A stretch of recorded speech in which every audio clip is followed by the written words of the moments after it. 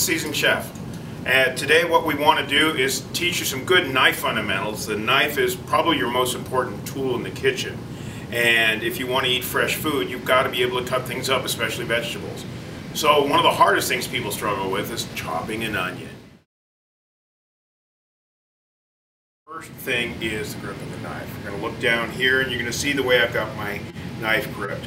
I've got the balance point of the knife surrounded, pinching the blade where it meets the handle, and then wrapping the other three fingers around. This gets my hand over the knife and gives me nice control. The knife is perfectly vertical. The whole beauty of the chef knife, which most people don't even think about really, is the fact that you can cut all the way through something without hitting your knuckles on the cutting board. So it makes it really easy to do. Smaller knives are actually more dangerous.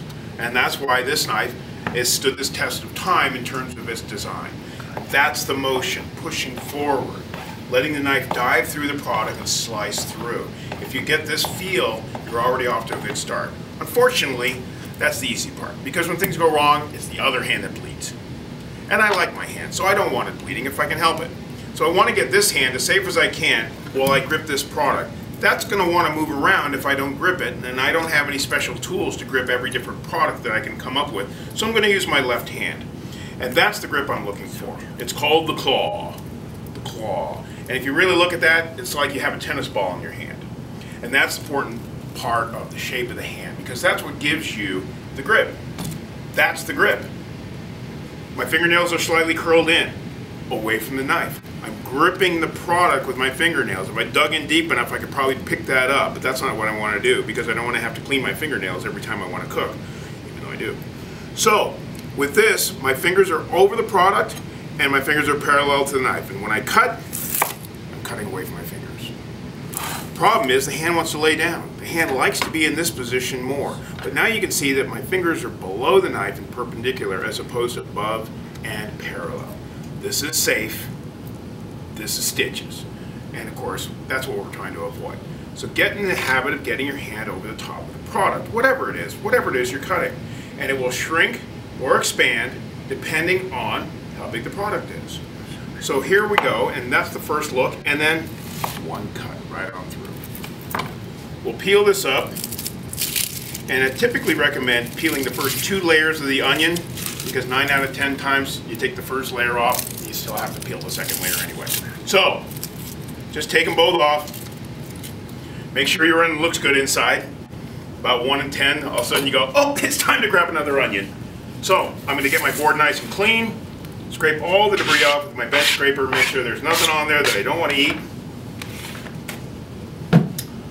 And then we're going to slice an onion. So the first thing I'm going to do is I'm going to remove the root end, discard that, and then claw, push forward. Tall fingers over the top is my mantra, as opposed to short fingers. Or I've seen people try to grip like this, and then the product just slides off their hand. We're gripping with the fingernails, that's the important part. So when you're pushing forward, you get nice sliced onions safely, consistently.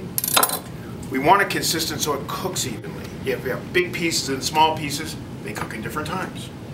And last but not least, efficiency. The onion's all cut up and ready to go before it can make me cry.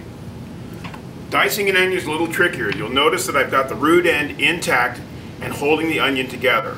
That's why I cut the onion in half through the root end, and also I want it to lay flat. If it lays flat, it's not going to roll around on me like it would this way.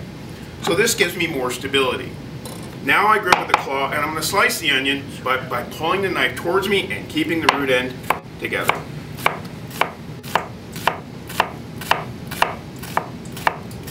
Sliced onions, root end holding it together. Now, because I cut down straight, the sides are a little long and I want to balance those sides out.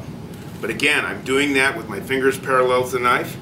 There's the claw again, the root end, my baby finger and thumb, and my fingers are all holding the onion together.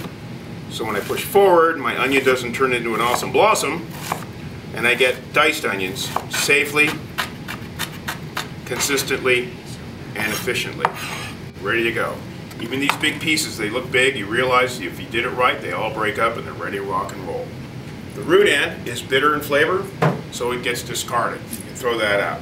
Now you're ready to cook. Of course, this applies to so many other vegetables as well. That's the start. Whether you have never even picked up a knife before, do all your cooking out of the microwave, or you've been cooking for years but want to really solidify your skills, we have classes for you. We have classes for all levels. We have great instructors who are passionate about sharing their knowledge. They'll make you a better cook, regardless of your skill level. We also, because of our 20th anniversary, we're featuring some of Denver's best chefs who are coming here on a weekly basis and teaching some of the most amazing food you'll ever see. Take that beautiful restaurant food and show you how to make it. We have something for everybody, but the most important part is we'll take the intimidation out of it, we'll make it work for you. So come join us and have a good time with us.